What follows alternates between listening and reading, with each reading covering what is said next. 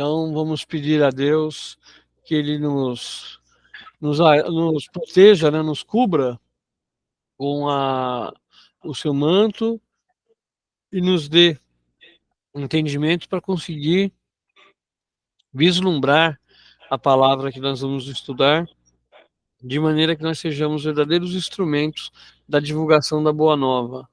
Pai nosso, que estás no céu, santificado seja o vosso nome, venha a venha nós o vosso reino, seja feita a vossa vontade, assim na terra como no céu. O pão nosso de cada dia nos dai hoje, perdoai as nossas ofensas, assim como nós perdoamos a quem nos tem ofendido, e não nos deixeis cair em tentação, mas livrai-nos do mal.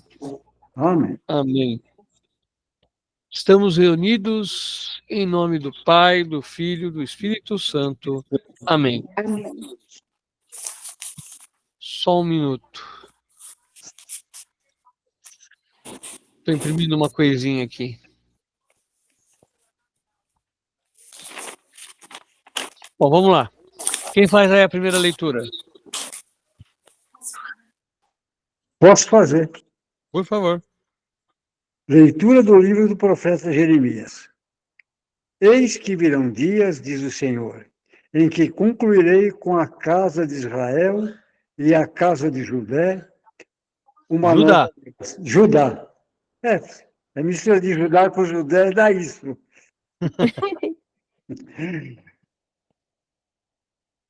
Vamos lá. Concluirei com a casa de Israel e a casa de Judá uma nova aliança. Não como a aliança que fiz com seus pais quando os tomei pela mão para retirá-los da terra do Egito, e que eles violaram. Mas eu fiz valer a força sobre eles, diz o Senhor. Esta será a aliança que concluirei com a casa de Israel depois desses dias, diz o Senhor. Imprimirei minha lei em suas estranhas e hei de escrevê-la em seu coração. Serei seu Deus e eles serão o meu povo. Não será mais necessário ensinar o seu próximo ou seu irmão, dizendo: conhece o Senhor. Todos me reconhecerão, do menor ao maior deles, diz o Senhor. Pois perdoarei sua maldade e não mais lembrarei o seu pecado. Palavra do Senhor. Graças a Deus. Leitura da carta aos Hebreus. Cristo, nos dias de sua vida terrestre, dirigiu preces e súplicas, com forte clamor e lágrimas, àquele que era capaz de salvá-lo da morte, e foi atendido, por causa de sua entrega a Deus. Mesmo sendo filho, aprendeu o que significa obediência a Deus, por aquilo que ele sofreu. Mas, na consumação de sua vida, tornou-se causa de salvação eterna para todos os que lhe obedecem. Palavra do Senhor. Graças a Deus.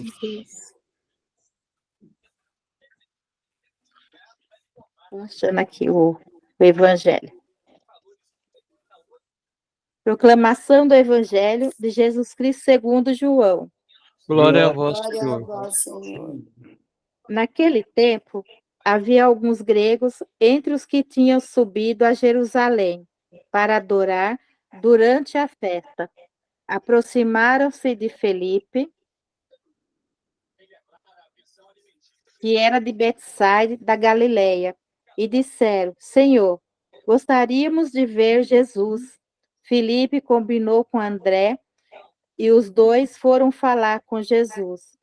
Jesus respondeu-lhe: chegou a hora em que o Filho do Homem vai ser glorificado. Em verdade vos digo, se o grão de trigo que cai na terra não morre, ele continua só um grão de trigo, mas se morre, então produz muito fruto. Quem se apega à sua vida, perde-a, mas quem faz pouca conta de sua vida neste mundo, conservará para a vida eterna. Se alguém me quer servir, siga-me. E onde eu estou, estará também o meu servo. Se alguém me serve, meu Pai o honrará. E agora sinto-me angustiado. E que direi? Pai, livra-me desta hora. Mas foi precisamente para esta hora que eu vim. Pai, glorifica o teu nome. Então veio uma voz do céu. Eu o glorificarei e o glorificarei de novo. A multidão que lá estava e ouviu Eu escutei. dizia que tinha sido um trovão. Outros afirmavam, foi um anjo que falou com ele. Jesus respondeu e disse, essa voz que ouvistes não foi por causa de mim, mas por causa de vós. É agora o julgamento deste mundo. Agora o chefe deste mundo vai ser expulso. E eu, quando for elevado da terra, atrairei todos a mim. Jesus falava assim para indicar de que morte iria morrer. Palavra da salvação. Glória a vós, Senhor. Boa noite, Welson.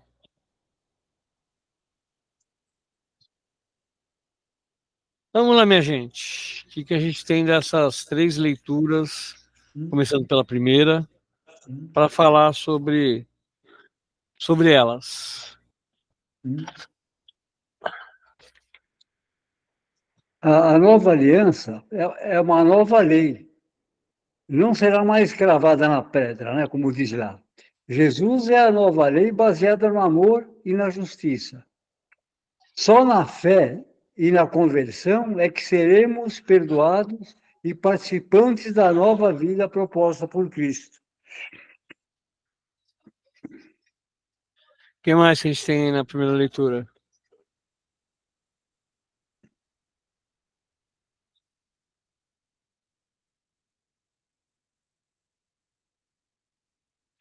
Calma, gente, um só de cada vez, senão vira confusão. Pode falar, meninas. Vamos. O que me chama a atenção é onde ele fala, né, que diz o Senhor, imprimirei minha lei em suas entranhas, né? Porque quando fala isso, é porque assim, é no mais profundo, né, da nossa vida, que assim ninguém apagará. Pode falar, Elson. Só que abre o microfone.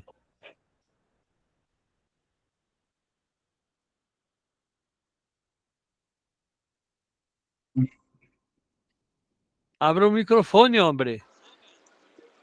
Boa noite. Boa noite, Marquinhos. Você está com o microfone fechado, Elson. Aí, agora sim. Ah, tá. Gente, boa noite. Boa noite, Wilson. Boa noite a todos aí. Boa noite. Tudo bem? Tudo na paz? Tudo, graças a Deus. Graças a Deus. Então, eu não vi exatamente as leituras de domingo agora, que eu acabei de chegar do texto, né? Inclusive, nem tirei a camiseta ainda do texto dos homens, né? Mas sem problema. eu não acompanhei nada aqui da leitura, só no finalzinho aqui que a Neide falou, entendeu? Uhum. Então, a primeira leitura é do profeta Jeremias. Aliás, todos os leitores podem pegar os folhetos lá na paróquia, tá? Os folhetos estão à disposição, vocês podem pega um de cada, para estudar e vai estudando, né, para estudar durante o dia. Quem não tiver a chance de pegar na paróquia ou não quiser pegar na paróquia, pode baixar no site do Povo de Deus, no site da Arquidiocese. Você abaixa ele em PDF. Eu mandei eles do grupo em PDF. Né? Então, sim, Zacarias. Eu também tenho a liturgia diária, né? Que se você baixar a liturgia diária, tem até as homilias agora, os comentários também. Né, dia a dia, você vê o dia da semana, se você passar do dia, se você quiser ver antecipadamente as leituras posteriores, então, você pode ver também, entendeu? Não, sim, eu normalmente, quando eu preciso fazer uma liturgia que eu não tenho folheto, eu costumo baixar ela a partir do site da CNBB. Né? Sim, sim. Tá, mas é de boa, dá para baixar de vários locais. Canção Nova, a liturgia diária. Isso. Tá? Então, aí Vocês querem que a gente leia? Porque você e o Marquinhos entraram atrás. Quer que lê de novo as 3 leituras, gente? Marquinhos? Eu acho que se fizer o Pode falar. comentário, ele consegue acompanhar, Vocês né? querem que faça essa leitura novamente? Hã? Sim. Vocês querem que faça a leitura novamente? Por mim tudo bem, apesar de tudo bem que na verdade a leitura é sempre importante, né, Zacarias? Peraí um pouquinho, gente. Melhor, né? Peraí. Então, a gente faz novamente, não tem problema. Faça a primeira leitura aqui, depois vocês vão fazer as outras. Tá bom. Leitura do livro do profeta Jeremias. Eis que virão dias, diz o Senhor, em que concluirei com a casa de Israel e a casa de Judá uma nova aliança. Não como a aliança que fiz com seus pais quando eu os tomei pela mão para retirá-los da terra do Egito, em que eles violaram, mas eu fiz valer a força sobre eles. Diz o Senhor. Esta será uma aliança que concluirei com a casa de Israel. Depois desses dias, diz o Senhor, imprimirei minha lei em suas entranhas e hei de escrevê-la em seus corações. Serei seu Deus e eles serão meu povo. Não será mais necessário ensinar seu próximo ou seu irmão, dizendo, conhece o Senhor. Todos me reconhecerão, do menor ao maior deles, diz o Senhor, pois perdoarei a sua maldade e não mais lembrarei o seu pecado. Palavra do Senhor. Graças a Deus. Graças a Deus.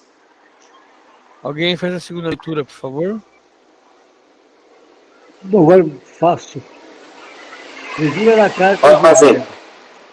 Cristo, nos dias de sua vida terrestre, dirigiu preces e súplicas com forte clamor e lágrimas, àquele que era capaz de salvá-lo da morte.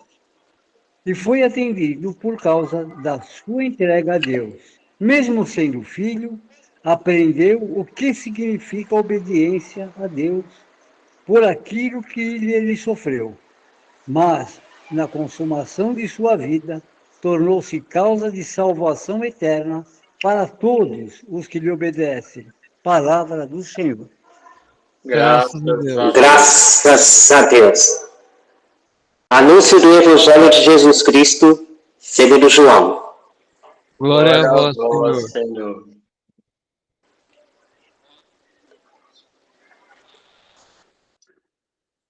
Peraí, gente.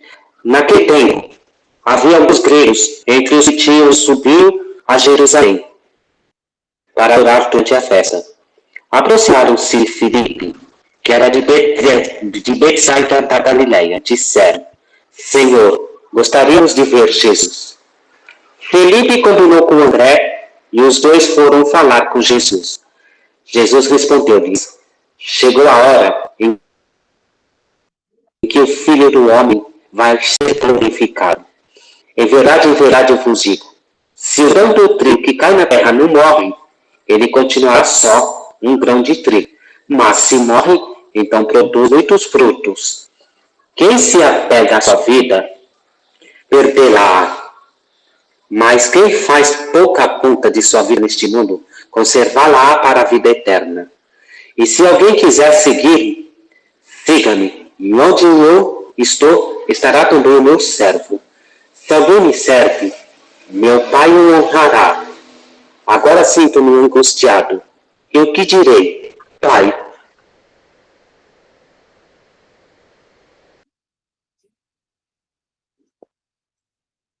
Marquinhos congelou? Oi, Marquinhos. Deu pausa? Ele congelou. Quer que eu continue? Pode continuar. Aí diz assim, né? Onde eu estou, estará também o meu servo. Se alguém me serve, meu Pai o honrará. Agora sinto-me angustiado. E que direi? Pai, livre-me desta honra, desta hora. Mas foi precisamente para esta hora que eu vim. Pai, glorifica teu nome. Então veio uma voz... Se for elevado da terra, atrairei a todos a mim. Jesus falava assim para indicar de que morte iria morrer. Palavra da salvação. Glória a vós, Senhor. Marquinhos, ficou um pedação fora do ar. Continua. Fora do ar, né? É. Continua de onde você estava. Elson. Continua de onde você estava. Continua de onde você estava. É. Ah, então tá. Aí eu digo assim: então veio uma voz do céu. Eu glorifiquei e eu glorificarei de novo. A multidão que aí estava e ouviu dizia que tinha sido um trovão. Outros afirmavam: foi um anjo que falou com ele. Jesus respondeu e disse: esta voz que ouvistes não foi por causa de mim, mas por causa de vós. É agora o julgamento deste mundo. Agora o chefe deste mundo vai ser expulso, e eu, quando for elevado da terra, atrairei todos a mim. Jesus falava assim para indicar que morte iria morrer. Palavra da salvação. Glória a vós, Senhor. Glória a vós, Senhor. Então vamos lá, gente, voltando de novo.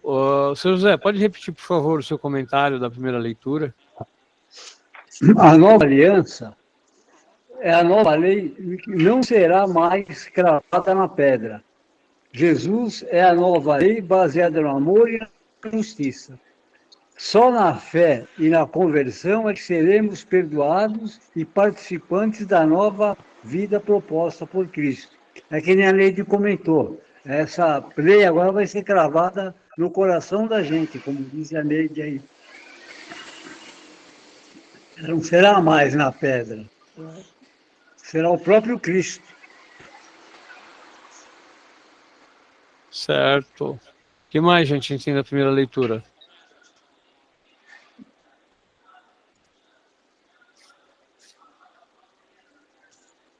Como eu falei antes, um de cada vez, senão vira confusão.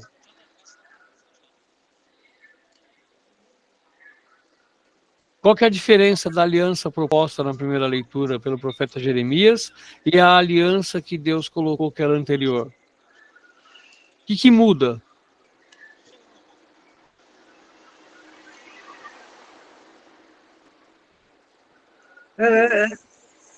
A lei fria era um comportamento. Não tinha a espiritualidade e o amor que veio com a aliança com Jesus.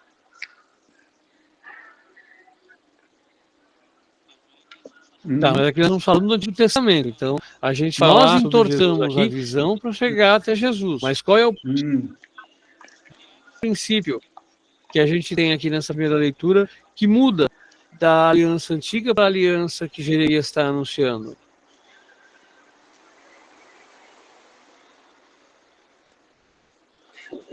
Eu diria que tem uma chavezinha aqui que a gente tem que prestar atenção.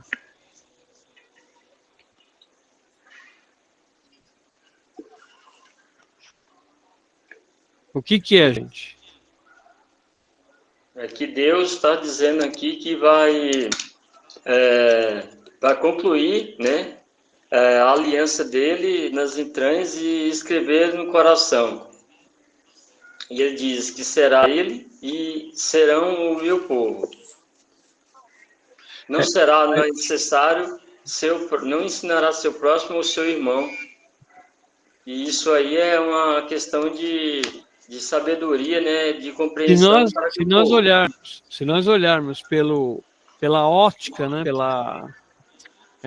pela lente do cristianismo, a gente vai ter várias pistas nessa leitura que vai nos trazer de encontro a Jesus, como o Sr. José já comentou. Mas eu queria que vocês percebessem alguma coisa, ó. Não como a aliança que fiz com seus pais. Tem uma mudança aqui. Que mudança é essa? A circuncisão. Não, a circuncisão eles já praticavam. Tá? A questão aqui, ela é mais social. Uma nova aliança, não como a aliança que fiz com seus pais. Como é que era a aliança que ele fez com os pais? O que ele prometeu para os pais? O que aconteceu com esses pais? Aqui nós estamos falando de um povo que está saindo de Israel, exilado por Nabucodonosor sendo levado para a Babilônia. Né? Qual que é a diferença que Deus está colocando nessa aliança? O que ele fez na primeira aliança que não vai ser feito nessa segunda?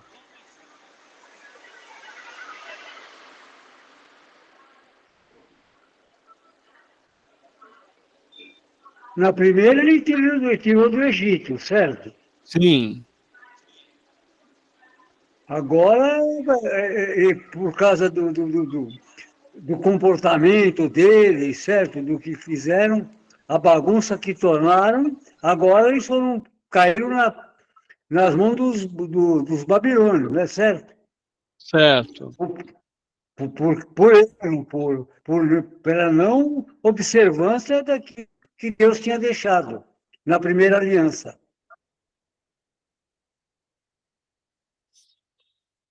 Tá, mas ainda assim, a gente vai pensar, Vamos lá. ainda assim eu quero que vocês pensem o que Deus mudou dessa aliança, o que muda da aliança antiga para essa nova aliança que Jeremias está propondo. Ele deixa bem claro aqui, ó, quando os tomei pela mão para retirá-los da terra do Egito. Ele não vai retirar eles pela mão, ele não vai mais ser aquele que faz a vontade do filho, né? Dos filhos, entenda-se. Vocês vão ter que aprender a viver. Não sou mais eu que vou pegar ali e levar vocês pela mãozinha, você faz aqui direito. Mas mesmo assim vocês pisaram num tomate. Tem um episódio dos bezerros de ouro. Tem um episódio da blasfêmia pela fome, pela sede. Tem vários episódios aonde no Antigo Testamento também lá no Gênesis, lá no Êxodo, que Deus fala assim, peraí, vocês estão precisando, eu vou socorrer. Então vocês têm fome, eu dei o maná e dei as cordizes. Vocês têm sede, mandou Moisés ferir a pedra e daquela pedra saiu água. Né? Agora eu não vou mais trazer vocês pela mão, ou seja, eu não vou mais fazer com que vocês facilitar para vocês. Vocês vão ter que se virar. Vocês vão ter que crescer. E qual é a consequência desse crescimento? É aquilo que a Neide colocou. A nova aliança vai ser gravada, vai ser impressa, não mais na pedra, mas nas entranhas. Né? Então, nesse final de quaresma, nesse tempinho que a gente está chegando no final da quaresma, nas vésperas do Domingo de Ramos, que é a memória da entrada triunfal de Jesus em Jerusalém, nós vamos começar a ver a luz do fim do túnel. Nós devemos ser esses fiéis depositários, ser essas pessoas que vão receber a boa nova e a espalhar. Tá? Mas a gente tem que refletir sobre toda essa situação. O que começa na semana? O que começa no Domingo de Ramos? Quais são as grandes festas do domingo da Semana Santa? Festas inteiras, entre aspas. O que nós celebramos, o que nós fazemos memória na Semana Santa? Porque a Semana Santa ela é marcada com a entrada triunfal de Jesus em Jerusalém e depois com a constituição da Eucaristia na Quinta-feira Santa. Mas acontece algo na Quinta-feira Santa. O que acontece na Quinta-feira Santa? Lava-pés. Nós temos o lava-pés, que é, primeiro, a demonstração da prontidão de Jesus ao atendimento dos mais frágeis. Segundo, após o lava-pés, o que acontece?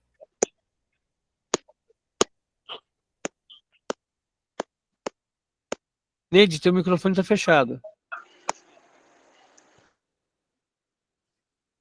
A exaltação da cruz? A exaltação da cruz vai acontecer na sexta-feira. Ah, você fala ainda na quinta? Na quinta. A ceia, né? Começa a ceia. E em seguida vem a ceia, né? O jantar, né? Que eles têm um momento ali com eles, né? Isso. E depois? E depois também, falando também, vem o momento da agonia dele, né? No Horto das Oliveiras, certo? Então, quer dizer, você começa a ter o fecho da história, né? O grande ponto da história, que é a ressurreição de Cristo. Ela vai começar na quinta-feira, na constituição da Eucaristia e na prisão de Jesus. A gente lembrar liturgicamente, esta é a nossa última semana de chance para a nossa conversão. Nós somos convidados a mudar aqui. Vamos começar um memorial de sofrimento. Na quinta-feira a gente tem a constituição da Eucaristia, um momento solene, para como que a gente é convidado a refletir sobre a última ceia e acompanhar Jesus na dor, suar sangue. E qual que é a resposta dos discípulos, dos quais nós também fazemos parte? Qual é a resposta a esse chamado de dor, a esse chamado de dificuldade? Nós temos duas respostas comuns que nós temos na Bíblia. A primeira é de Pedro. O que Pedro faz na quinta-feira santa? Da quinta para sexta-feira. Negou Jesus. 3 vezes. Exatamente. E que mais? E depois da ressurreição? Nós já temos outro papel dos discípulos também pisando no tomate. O que acontece? O Emaús, né? Que você... Discípulos de Emaús, que dão as costas ao projeto de Jesus, dão as costas né? e vão fugindo. Tanto Pedro quanto os discípulos de Emaús vão descobrir na comunhão de maneiras diferentes. Pedro, na comunhão com o próprio mestre, né? Quando ele lembra, quando ele faz comunhão com Jesus e lembra do que Jesus tinha falado, ele vai fazer memória daquela situação, vai fazer comunhão daquela situação em que o próprio Pedro tinha rejeitado e Jesus tinha anunciado: antes que esta noite acabe, você vai me negar 3 vezes. Então, essa é uma situação. E a situação dos discípulos de Emaús. Quando ele parte o pão, eles descobrem a presença de Jesus. Então, a Semana Santa começa com esse olhar de nós nos prepararmos. Tá certo que, em parte, isso é da semana que vem, mas a gente tem que pensar, essa é a nossa última semana, para nós não nos tornarmos traidores. E como é que a gente trai o projeto de Deus? De acordo com Jeremias aqui. Nós traímos o projeto de Deus quando a gente escolhe o pecado original, quando a gente escolhe a autossuficiência, quando a gente escolhe o ser mais, ou nós escolhemos um Deus que me atende e não um Deus que eu atenda. Mas, de qualquer forma, Jeremias também dá a receita final. Conheces o Senhor, todos me reconhecem. Não vai ter mais a necessidade de eu indicar: você conhece o Senhor. Todos vão reconhecer. E vão reconhecer como? Vão reconhecer a partir do pequeno. O pequeno será a fonte de reconhecimento para o grande.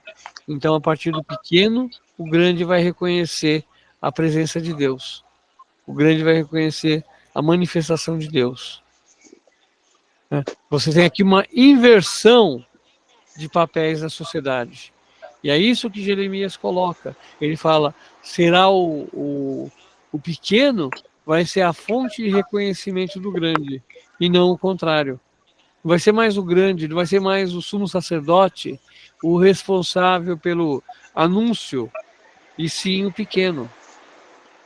Não é mais o padre que faz o anúncio, mas nós, os leitores. Não é mais a comunidade esperando a manifestação do todo, mas o catequista que anuncia a boa nova. E é esse papel de desenvolvimento, né, que nós precisamos fazer. Então, o Antigo Testamento, ele já vem construindo, junto com a gente, uma ideia de união, uma ideia de construção conjunta, lembrando sempre aquilo que já vem desde o Antigo Testamento: amarás ao teu Deus sobre toda, quer dizer, desde o Antigo Testamento, desde o Decálogo, do primeiro mandamento: amarás o teu Deus sobre todas as coisas, e ao teu próximo. Jesus completa, né?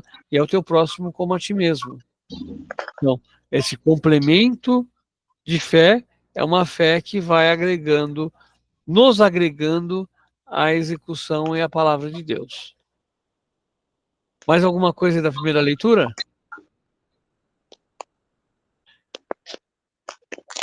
Podemos passar para a segunda leitura? Sim. Então, e aí, o que vocês me falam da segunda leitura?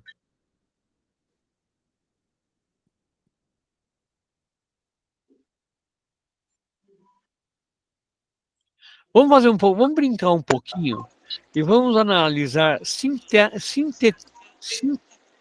talvez da sintática, analisar a partir da sintática o texto.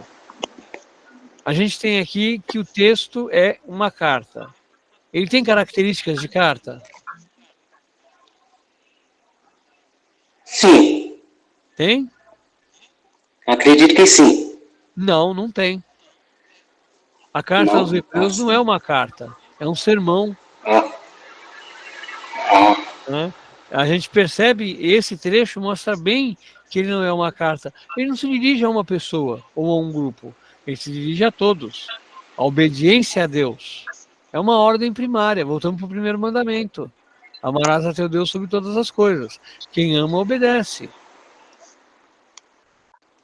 Tá? E ele lembra o quê? Ele lembra a manifestação, as preces, as súplicas que nós levamos a Deus, mas principalmente ele nos faz memória do momento que Jesus estava no Monte das Oliveiras e que soa sangue. Então, voltamos de novo lá para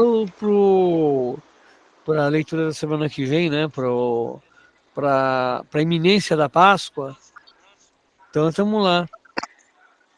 Forte clamor e lágrimas. A tristeza, a dificuldade, o momento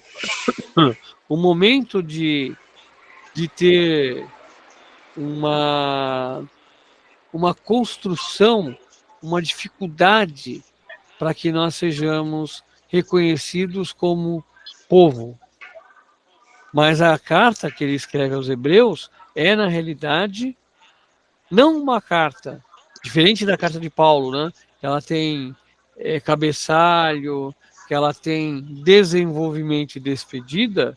A carta aos Hebreus, ela se mostra bem como sendo uma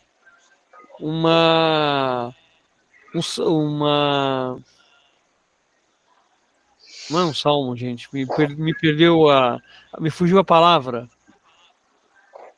Ajudem aí. Oh, meu Deus. Não é crônica. Oi? Não é crônica. Uma homilia. Ela é bem uma homilia, uma homilética, né? Um texto que reflete, uma reflexão sobre a própria ressurreição, a vida e a construção de uma nova proposta de igreja. Né? Então, quando fala aos Hebreus, ela não é dirigida ao povo hebreu, mas dirigida a todos aqueles que aceitaram Cristo como Senhor, todos aqueles que aceitaram Cristo como sendo a fé. Tá? Então, ela não se caracteriza como carta, mas ela faz memória do sofrimento. Né? Lembrando aqui, ó, Cristo, nos dias de sua vida terrestre, dirigiu preces e súplicas, com forte clamor e lágrimas, àquele que era capaz de salvá-lo. Mas Jesus perdeu a salvação? A gente não sabe. O que a gente sabe... Ele pede para que te afaste o cálice, né? Mas que seja feita a tua vontade e não a minha. Uma coisa aqui que nem eu estava vendo dentro daquela leitura. Essa carta aos Hebreus, ela é tão curta assim que talvez não há mais nada que se comentar, né? Porque é uma coisa assim. Ela nem é tão curta. Então, porque apenas 2 versículos, não, 3 versículos. Sim, né? Ela parece que ela já diz tudo. Essa perícope, né? Esse trecho dela, Esse trecho dela é curto, mas ela tem, a carta aos Hebreus é relativamente longa. Ah, É um pedaço A dela. perícope é curta. Mas, ó, a carta aos Hebreus é composta de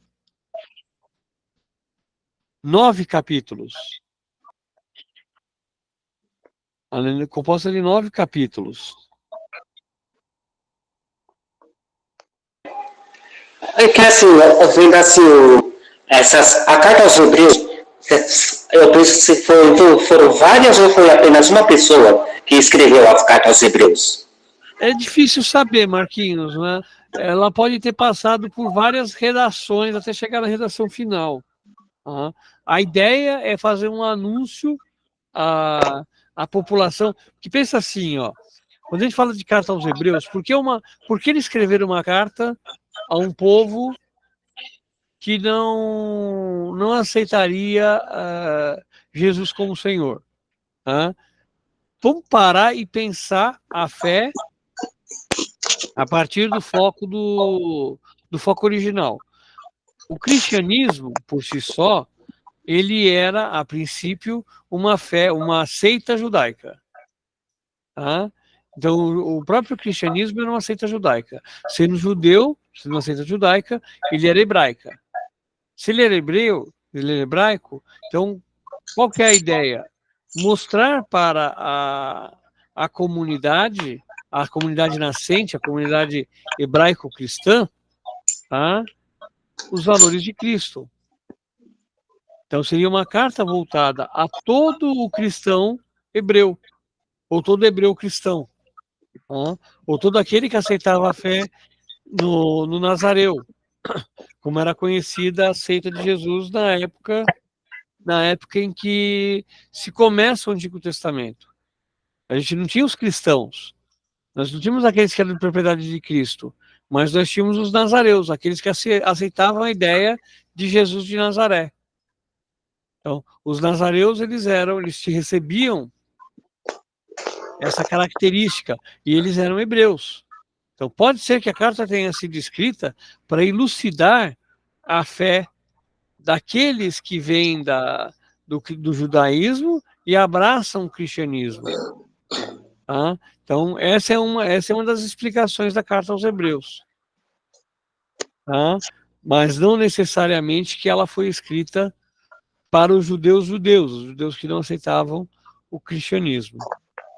Tá? Mas sim para aquele grupo de judeus que já tinham abraçado, perdão, que já tinham abraçado o cristianismo e viviam da sua existência, bebiam na sua fonte, tá? A vivência de fé. Mais alguma coisa aí desses versículos, gente? Ou do geral das cartas? É igual você falou, Zacarias, né? Que é igual Jesus, você comentou aí com o senhor José a respeito que Jesus, né? Não pediu a salvação aqui nessa carta aos Hebreus, né?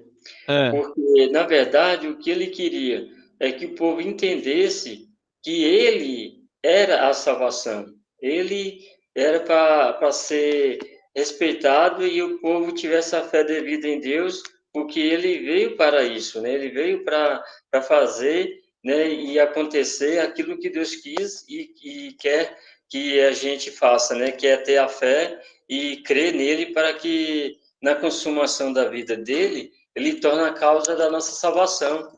Uhum. Então, o próprio Cristo se convida, né? O próprio Cristo se coloca como a fonte de salvação. Né? Exato. Então, nós somos convidados a nos tornarmos também fonte de salvação. Perfeito.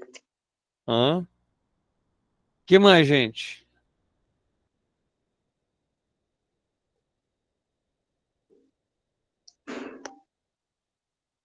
Para mim tá bom.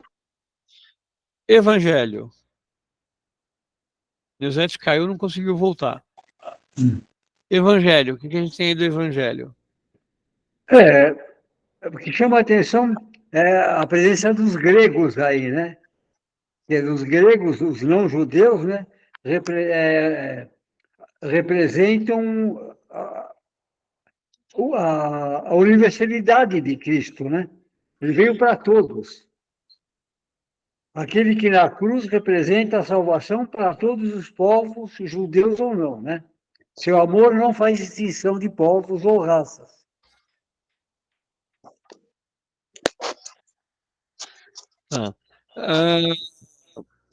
Eu gostaria de chamar a atenção primeiro para as partes, vamos dizer assim, mais textuais. Os gregos, como o senhor José comentou, né, mostra a diversidade do povo, mas que tinham subido a Jerusalém para adorar durante a festa. Que festa?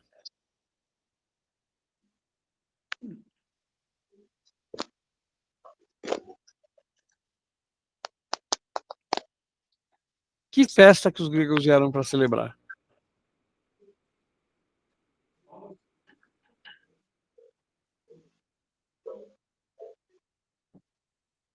Calma, gente, um só de cada vez, senão vai virar confusão, já falei. Que festa Seria, que celebrar? seria a festa dos pães ázimos? Não. É a festa da Páscoa, é a festa dos pães ázimos. Mas aí faz a gente pensar. Primeiro, o que representava para os judeus a festa dos pães ázimos, a festa da Páscoa? Judeus ou os gregos? Judeus. Os gregos vêm celebrar, vamos chegar lá. Mas primeiro vamos pensar nos judeus. O que os judeus celebravam na Páscoa? A meu ver, eles celebravam assim a liberdade, né? A liberdade quando houve naquele momento. A liberdade que eles alcançaram através de Deus da saída do Egito. Só que tem um outro detalhe. O povo judeu só se identifica enquanto povo a partir da Páscoa. Então, só se identifica como povo judeu. Até então, eles eram, de acordo com os textos, eles eram Airapurus, que quer dizer pessoas que são exilados, e também se tornam grupos. Tanto que eles falam as 12 tribos. Mas a partir da saída, a partir da Páscoa, eles começam a receber, começam a se identificar enquanto nação. Essa parte política. E a parte religiosa. Eles vão se fundindo, eles vão se unindo a partir também da Páscoa, também do judaísmo, para chegar na fé. Tá? Então, eles começam a se identificar enquanto sociedade e enquanto religião.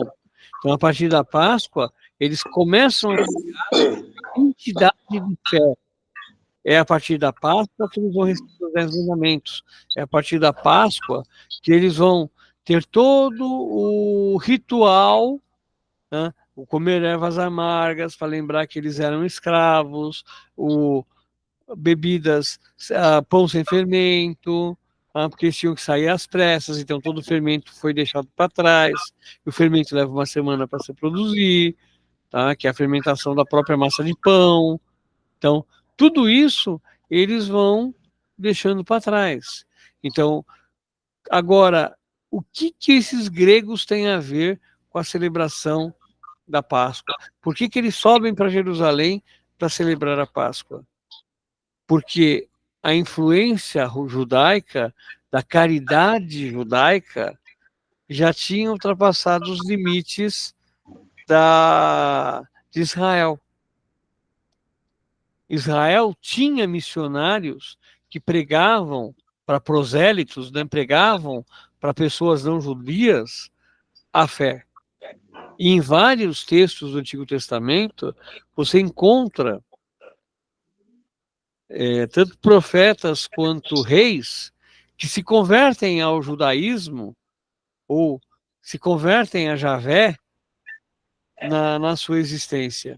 E alguns, inclusive, se convertem ao judaísmo, promovendo a circuncisão, fazendo o batismo judaico, aceitando Deus como seu Senhor a partir da vivência do batismo judeu, que é a circuncisão. Então a gente tem toda essa revolução de fé que acontece a partir do judaísmo. Certo? Certo. Então, a fé Também judaica... já existia uma cultura greco-romana, né, Zacarias? Tanto que você vê que a nossa Bíblia, Septuaginta, né, que é a Bíblia, a base da Bíblia católica, ela é traduzida do grego e do aramaico para o Latim.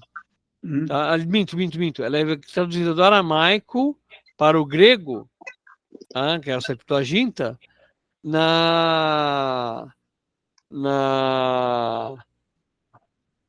oh, meu Deus do céu. Ali no Egito, na biblioteca de Alexandria. Obrigado, senhor José. O que seria de mim sem o senhor José, tá vendo? Você seria melhor servido. A biblioteca de Alexandria marca a tradução da Bíblia dos 70. Tá? Então, já existia essa proposta judaico-cristã antes bem antes de Cristo. Quem dominou, antes dos romanos dominarem, quem dominou toda essa região foram os gregos.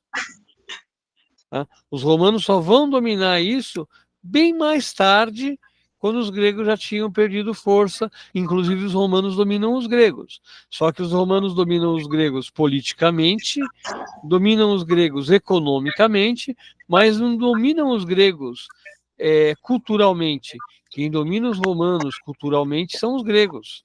Tanto que os deuses gregos são adaptados aos deuses romanos. Então, Zeus vira Apolo, Afrodite vira Vênus, e por aí vai. Então, você tem toda uma reconstrução romana em cima do pensamento grego. Então, os romanos dominam militarmente, dominam politicamente, mas não dominam nem religiosamente e nem a parte psicológica.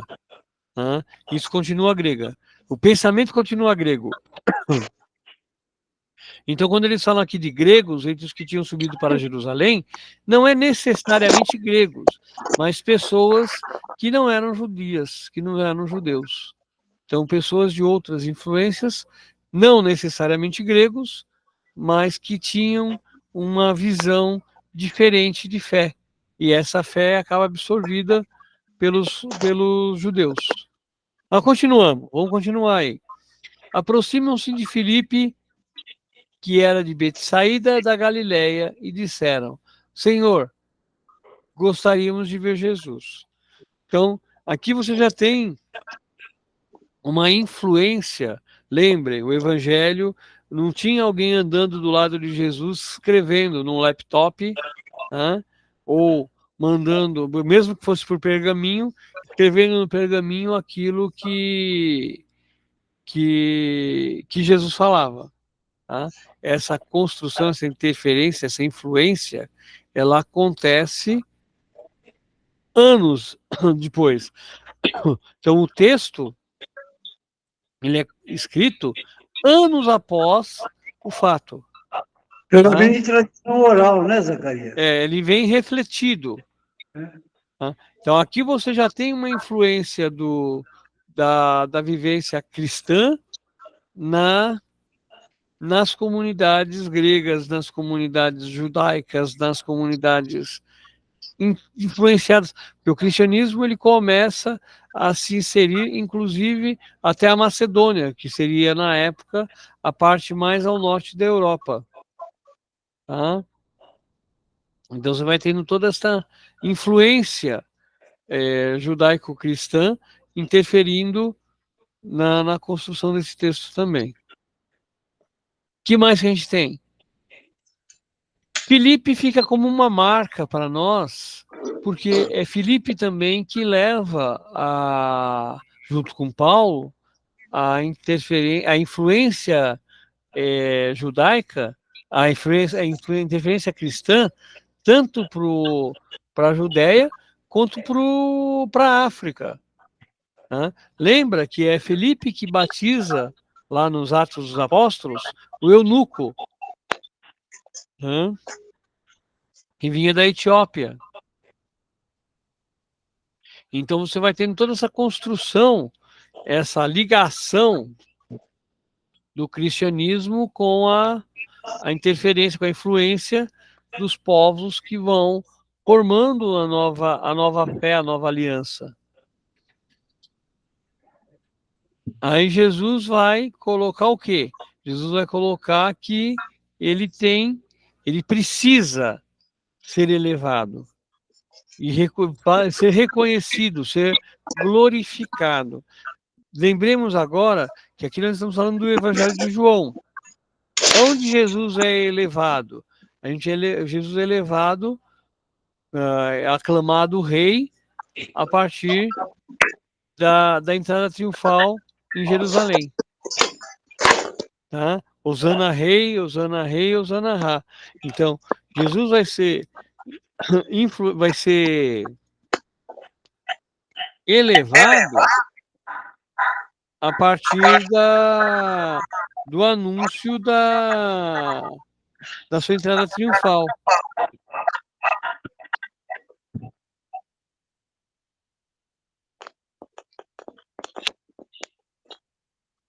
Deixa eu ver aqui uma coisinha. O que mais que vocês têm para falar, gente? Aqui, quando ele fala que ele foi elevado da terra, também dá o sentido quando ele foi erguido na cruz, né? Esse é o sentido literal da palavra. Esse é o sentido literal da palavra. Por isso a gente tem que olhar sempre o Evangelho, as coisas, pela reflexão tardia. Tá? Quando ele coloca que seria elevado da terra, não. Ele foi elevado na cruz. Então, esta elevação é uma reflexão do evangelista já da própria crucificação de Cristo. Aqui também tem o trecho, né, Zacarias?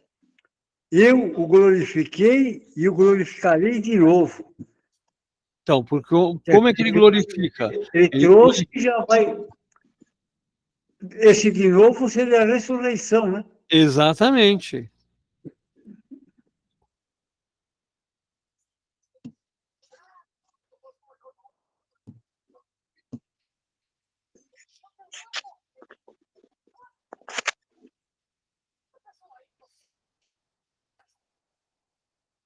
Então, eu não lembro, eu estou procurando aqui ver se eu acho qual é o evangelho que fala sobre a entrada triunfal de Jesus em Jerusalém. Eu não lembro se é João mesmo ou se é outro. Quem lembra aí? A nossa catequista de plantão caiu e não voltou?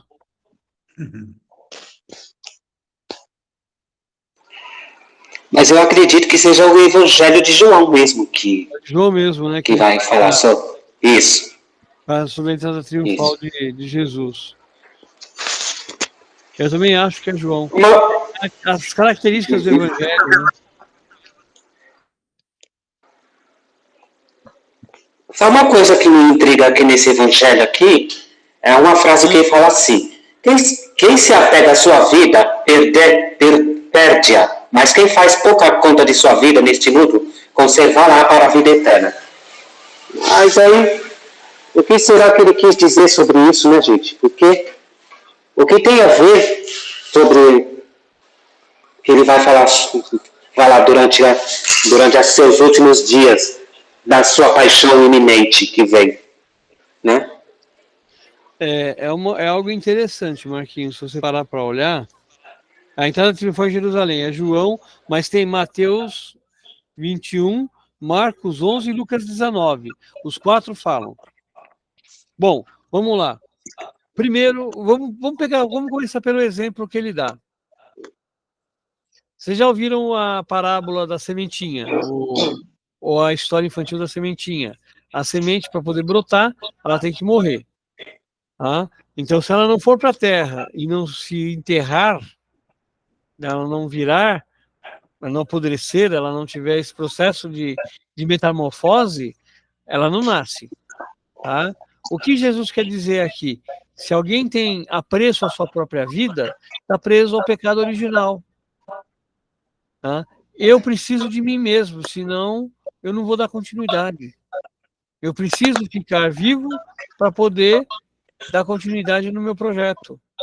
Então, é a autossuficiência, a autoconstrução. Agora, quando eu me desapego de mim mesmo, quando eu estou livre de mim mesmo, eu estou me doando por amor, eu também estou construindo por amor. Eu também construo o amor. Eu também dou amor e recebo amor. Tá? A gente vai ter aí uma construção de relação entre doação amorosa e recepção amorosa. Eu não estou preocupado com o que vai me acontecer. Diz um velho deitado, né, que o bombeiro é o profissional do amor. Por quê? Porque o bombeiro coloca a própria vida em risco para salvar a do outro. Então, a princípio, lógico, ele é treinado para isso, mas quantas vezes a gente se coloca em risco para tentar salvar a vida do outro? Quando você faz isso, você não está pensando na sua própria vida, você está pensando na vida do outro. Então você está se desprendendo da sua vida, fazendo um ato heróico, um ato de preservação da vida alheia, salvando a vida do outro. Eu não sei se vocês viram um acidente que aconteceu acho que foi domingo. Um rapaz estava tentando salvar uma senhora e caiu no córrego.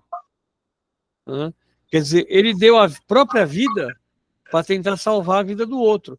Lógico que a intenção dele não era morrer, não era se suicidar. Mas ele, quando chegar no reino dos céus, ele vai estar, vamos dizer assim, salvo, independente dos pecados que ele cometeu antes. Porque ele tentou fazer de tudo, ele doou a própria vida para salvar o outro. A outra foi salva, ele não conseguiu se salvar.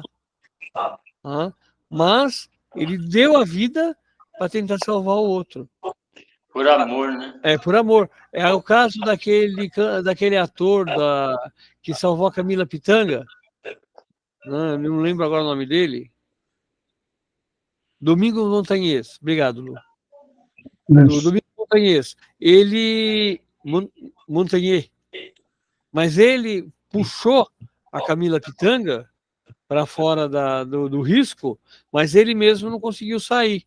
Ou seja, ele doou a própria vida para salvar a colega. Neste caso, ele a conhecia. Né? Mas muitas vezes a gente também faz isso sem pensar.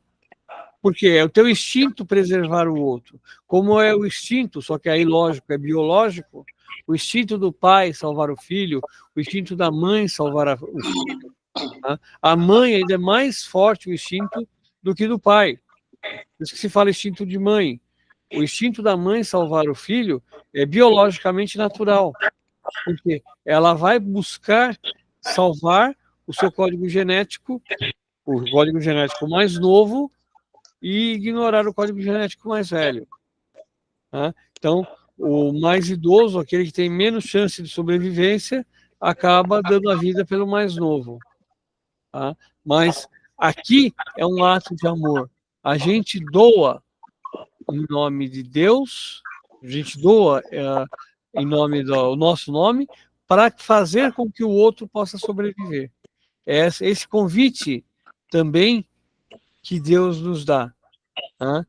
Agora, aqui você vai ter toda uma interpretação, uma construção, né, de Deus sobre o homem. Então, Deus nos oferece o amor, Deus nos oferece a vida para que nós tenhamos vida e vida em abundância. Então, conforme a gente vai tendo esta vivência, a gente vai tendo a vida. Tá? Então, nós somos oferecidos por Deus para dar a vida pelo irmão. Certo? Certo. Então, isso a gente vai fechando. Aqui nós estamos lembrando, né? Nós estamos, pode-se dizer, é o último domingo da quaresma. Esse é o último domingo da quaresma, o quinto domingo da quaresma. A quaresma é um período de 40 dias. Este domingo é o 35º dia é o 35º dia da quaresma. Os próximos 5 dias fecham a quaresma. Tá? Completamos. O domingo de Ramos é o que completa 40, né, no caso, né? A quaresma... Desde as cinzas até o domingo. Ela não dá exatamente 40, ela vai dar entre 43 e 45 dias. Né?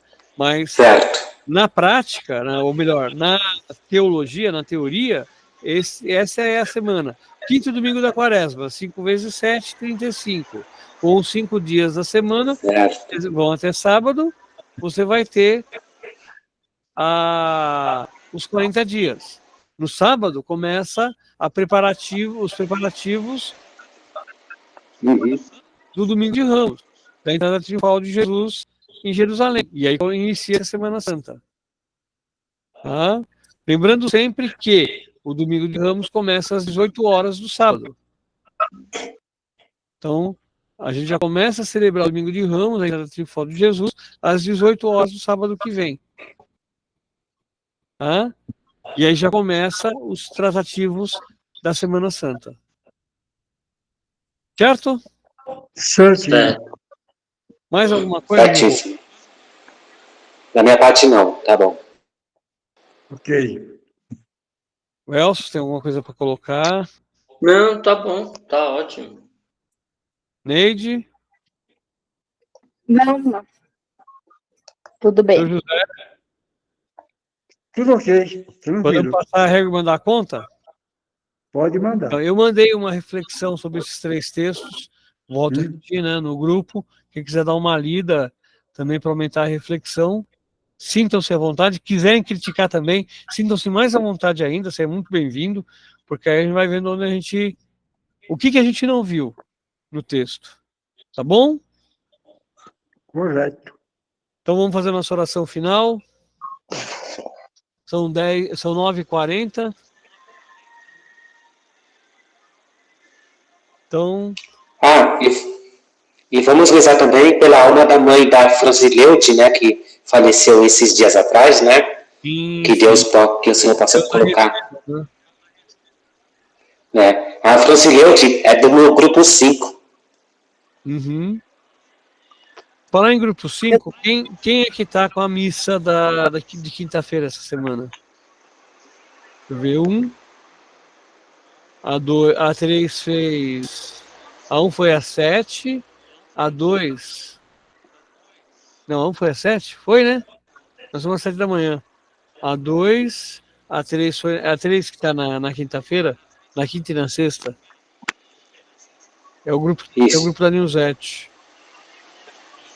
Porque domingo que vem, nós às 7 horas, domingo às 7 da manhã é o grupo 5. Bom, peraí, se é o grupo 5, tem o grupo 4 que está na quinta-feira. O grupo 4 que fica na quinta-feira e na sexta, né? Porque domingo que vem, domingo às 7 da manhã é nosso, no grupo 5. Deixa eu achar essa aula aqui.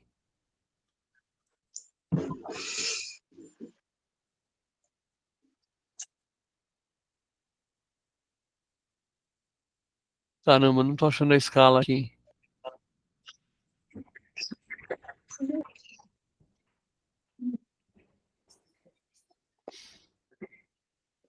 Cadê?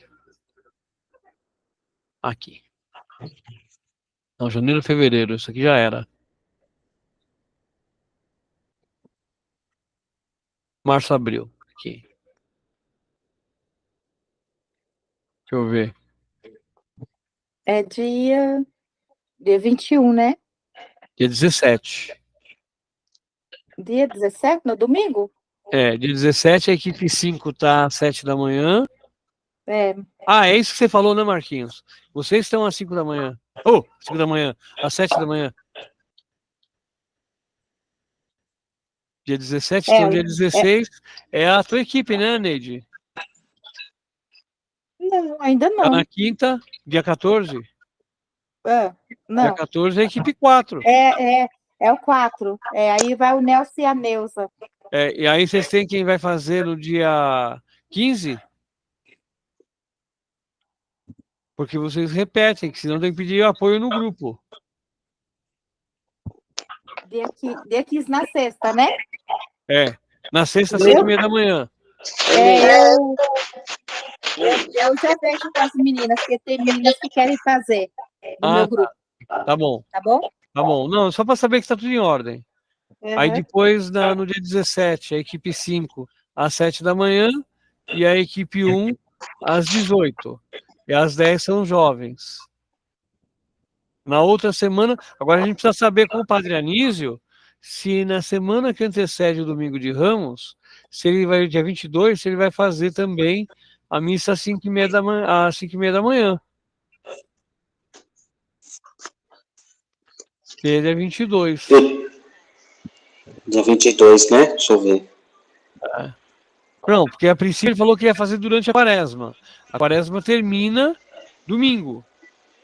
Né? Só que é a última semana da quaresma. Será que ele vai fazer dia 22? A gente precisa perguntar para ele. Mas eu acredito que acho que ele vai fazer sim, viu? Eu acredito que sim. No dia 22. Aí porque no dia 22 ainda, estamos dentro ainda do final da quaresma, certo? Então acho que ele vai fazer sim, eu acredito. Aí depois é a equipe 3 e equipe 4, que é das 10 a Domingo de Ramos é da catequese. E depois, a princípio, a missa solene da Constituição da Eucaristia é da equipe 5. Certo. Sexta-feira Santa é todas as equipes. Sábado Santo, todas as equipes. Aí depois nós temos de novo, Domingo de Páscoa, equipe 1, 2 e 3. Eu vou passar para as comunidades se alguém quer participar. Tanto do Sábado Santo, das 7 leituras, quanto da missa de Páscoa. Agora, gente, eu vou mandar, quando a gente acabar essa reunião, eu vou mandar para as equipes, para os coordenadores, sobre sobre os festejos de Páscoa, tá? Sobre a Sexta-feira Santa, sobre o Sábado Santo e o Domingo de Páscoa. Aí, em seguida, eu quero saber de vocês quem pode estar dando apoio no Sábado Santo, porque por um descuido meu e da Lourdes, nós não estaremos no Sábado Santo. Nós compramos um ingresso para um evento e eu não percebi que, em dezembro do ano passado, eu não percebi que era Sábado Santo. Aí não tem jeito, né? Aí a gente não vai estar aqui. Então aí eu vou pedir para vocês tomarem, a gente se programar um pouco mais de atenção. Não que eu não confie em vocês, muito pelo contrário, com plena confiança, mas eu não estarei aí, então. Aí nesse caso, todo mundo. Oi? Aí nesse caso, se precisar de mim, pode contar comigo. Não, vai precisar, tá, pode. Vai precisar de você, só que eu não sei, inclusive, porque inclusive precisa verificar com os coordenadores das comunidades, porque a gente tem a recepção dos 6 sírios pascais, né? São as 5 comunidades e mais a paróquia. Então tudo isso daí a gente tem que estar já prevendo também. Sim, tá? aí no caso... No caso aí é preciso que o pessoal que está na coordenação dos grupos precisa me avisar, então, para saber, né? Então, a princípio eu vou fazer assim, eu vou mandar daqui a pouco para o grupo de coordenadores, se eles querem participar e que leituras eles querem fazer, tá? Então, é aquilo que a gente sempre fala, a gente procura deixar aberto para que eles se manifestem.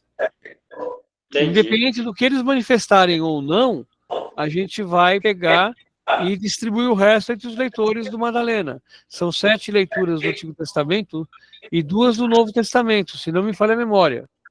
Tá? Então, a gente já pega. Um outro detalhe, o folheto do Sábado Santo não veio. O Evandro acha que vai ser entregue essa semana. Tá? Então, nós não temos o folheto do Sábado Santo. Tem digital. Tá? Mas não tem o físico. Então, ficar todo mundo já esperto, porque como falta só uma semana, a gente já ficar esperto disso daí. Só tem mais uma reunião antes da Semana Santa. Que é a semana... Eu vi lá, Zacarias. Ah. Eu vi lá hoje os folhetos lá, mas não estavam intercalados ainda, não. Não, eles vieram todos separados já por dia. Mas Sim. eles não... O do Sábado Santo não veio.